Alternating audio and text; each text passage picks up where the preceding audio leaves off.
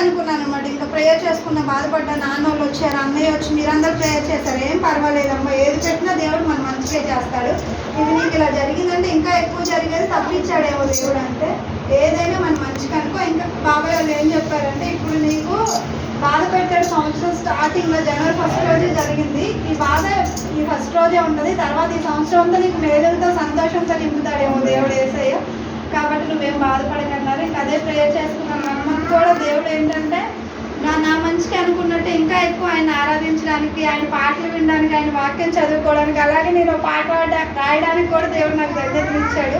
అందుని బట్టి ఆయనకి లెక్కలేని స్తోత్రం. అదే చిన్న పాటే అవ్వనివ్వండి, అది ఏదైనా అవ్వని నా హృదయంలోంచి వచ్చింది, అది వచ్చిందంటే అది నాకు చాలా గొప్ప విషయం. దేనికి పనికిరాని నన్ను ఆయన ఎంచుకున్నాడంటే నాకు చాలా బ్లెస్సింగ్ అనిపిస్తుంది. 1 month కూడా అందుకే ఆయన నాకు రెస్ట్ ఇచ్చాడేమో అనుకున్నాను. నేను పిల్లతో వెళ్తున్నాను కదా, చంటి పిల్లలు వేసుకోండి ఒకటి మీద, అమ్మ అదే చెప్తుంది నాకు, చంటి పిల్లలు వేసుకొని వెళ్తున్నావు కదమ్మా, అందుకే నీ కష్టం చూడలేక వేసాయి 1 month తిరిగి కూర్చోబెట్టి కష్టం అందుకే ఇచ్చాడేమో అని మంచిగా అనుకో అమ్మ, బాధపడద్దు, దిగులు పడద్దు అన్నాడు. అలాగే ఆశ్చర్యకరంగా తర్వాత 1 month 15 daysకి మళ్ళీ ఎక్స్రే తీయాలి, తీసాక కొంచెం కండపోసి వస్తే సర్జరీ చేయాలమ్మా అన్నారు. మళ్ళీ సంఘంలో చెప్పి ప్రార్థన చేయగానే అన్నయ్య అందరూ ప్రేయర్ చేశారు.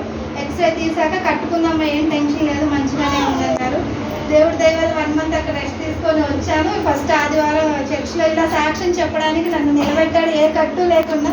దానికి దేవునికి ఎన్నో లెక్కలేనన్న స్తోత్రాలు చెల్లించుకుంటున్నాను. ఇటు ధన్యత నాకు ఇచ్చినందుకు దేవుడికి స్తుతులు చెల్లించుకుంటూ నా భర్త గురించి, నా బిడ్డల గురించి మీ అందరి బిడ్డలను జ్ఞాపకం చేసుకోమని.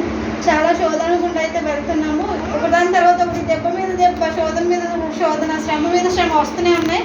కానీ ఇప్పుడు అంకుల్ గారు చెప్పినట్టు నేను అసలు భయపడట్లేదు, నేను అసలు ఏం దిగులు పడట్లేదు, ఇంత కూడా నాకు భయం లేదు. నా యేసయ్య నా ఎందున్నాడు, ఆయనే చూసుకుంటాడన్న విశ్వాసంతో అయితే ఉన్నాను. ఆయనకే అప్పచెప్పేశాను, ఆయనే నన్ను లేవనెత్తుతాడని నమ్ముతూ ఆయన కోసం ప్రార్థన చేయమని, ఈ చిన్న సాక్ష్యం దేవుడు దీవించాలని